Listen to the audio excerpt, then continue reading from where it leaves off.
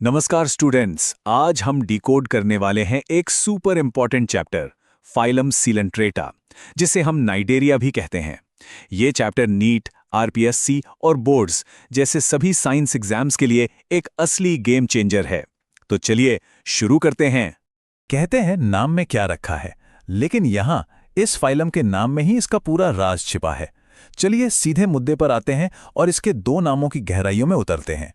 तो सबसे पहला नाम है कोलेंटेराटा। अब ये नाम आया कहाँ से?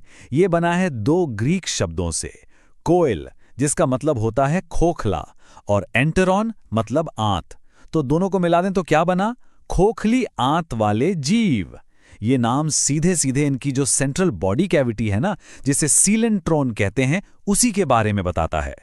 और इसका जो दूसरा नाम है वो है नाइडेरिया।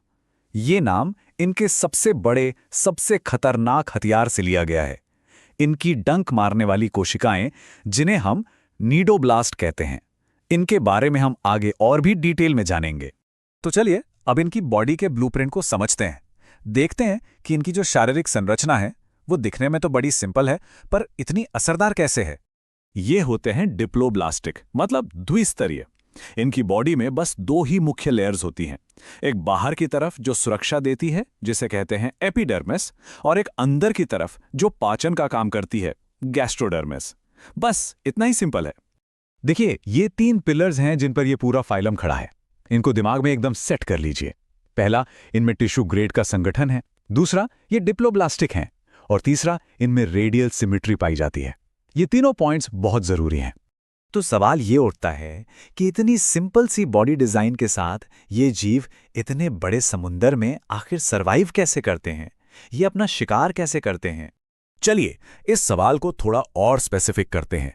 कभी सोचा है कि एक जेलीफिश जैसा सरल सा दिखने वाला जीव अपने से कई बड़े और कई ज्यादा तेज तैरने वाले शिकार को कैसे दबोच लेता है?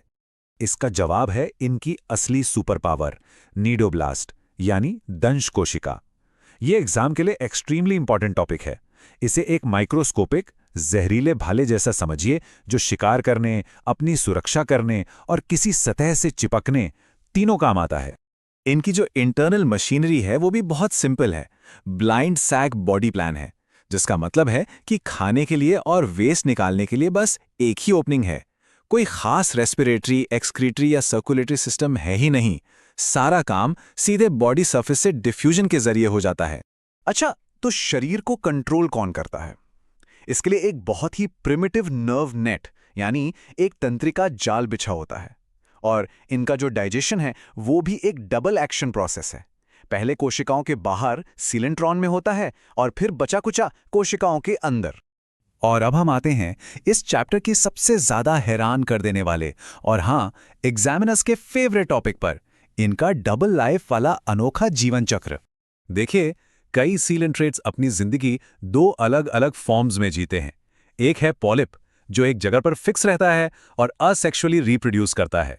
और दूसरा है मेड्यूसा, जो छाते जैसा दिखता है, आजादी से तैरता है और सेक्सुअली रिप्रोड्यूस करता है। स्टूडेंट्स, इस कॉन्सेप्ट पर तो 5 स्टार मार्क लगा ही लीजिए। मेटाजेनेसिस, यानी कि पीढ़ी एकांतरण। देखिए, ये कमाल का साइकिल है।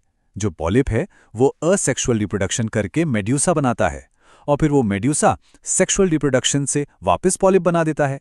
कमाल है ना? इनकी एक और अविश्वसनीय शक्ति के बारे में जानते हैं, हाई पावर ऑफ रीजेनरेशन, यानी पुनरुद्भवन। इसका मतलब यह है कि अगर इनका एक छोटा सा टुकड़ा भी कटकर अलग हो जाए तो वो पूरा का पूरा एक नया जीव बना सकता है। सच में कमाल की एबिलिटी है ये। चलिए अब फटाफट एक नजर डालते हैं इस फाइलम के पूरे परिवार पे और इसे 3 मुख्य क्लासेस में बांटकर आसानी से समझते हैं। देखिए, क्लासिफिकेशन का बेसिस बहुत सिंपल है। इनकी लाइफ साइकिल में कौन सा फॉर्म, पॉलिप या मेड्यूसा, ज्यादा डोमिनेंट है? हाइड्रोजोआ में दोनों रूप देखने को मिलते हैं। स्काइफोजोआ में मेड्यूसा का राज चलता है, जैसे कि हमारी जेलीफिश, और एंथोजोआ में सिर्फ और सिर्फ पॉलिप फॉर्म ही मिलता है। और यही एंथोजोआ क्लास हमें इस फाइलम का सबसे बड़ा इकोलॉजिकल इंपैक्ट दिखाती है, कोरल रीफ्स, यानी मूंगा चट्टानों का निर्माण। ये पानी के नीचे की दुनिया है, समुद्री जीवन के लिए किसी जन्नत से कम नहीं। तो सबसे क्रूशियल पॉइंट ये है कि एक सिंपल से बायोलॉजिकल डिजाइन से शुरू करके ये जीव समंदर के सबसे बड़े आर्किटेक्ट बन गए। इन्हें हम महासागरों का वास्तुकार भी कह सकते हैं। तो चलिए, जितना भी हमने पढ़ा है अब उसे परखने का टाइम आ गया है। अब देखते हैं कि कितनी बातें याद रहीं। तैयार हैं? ये रहे इस चैप्टर के 5 सुपर सुपर इंपॉर्टेंट एमसीक्यूज। पहला सवाल आपके स्क्रीन पर। जरा सोचिए, नाइडेरिया नाम किस एक खास वजह से पड़ा? और बिल्कुल सही जवाब है ऑप्शन सी, नीडोब्लास्ट्स यानी दंश कोशिकाओं की उपस्थिति। सवाल नंबर 2, और ये बहुत बार एग्जाम्स में पूछा गया है।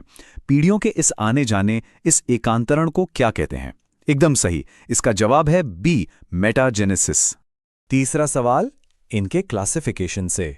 वो कौन सी क्लास है जिसमें जीवन भर सिर्फ पॉलिप स्टेज ही होती है?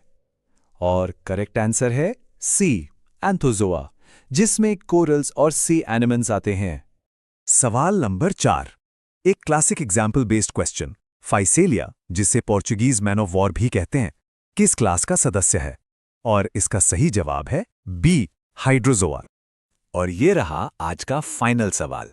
जब इनके पास कोई खास सिस्टम नहीं है तो ये जरूरी फंक्शंस जैसे सांस लेना, वेस्ट निकालना, ये सब कैसे करते हैं? सही जवाब है डी, शरीर की सतह से सीधे डिफ्यूजन के द्वारा।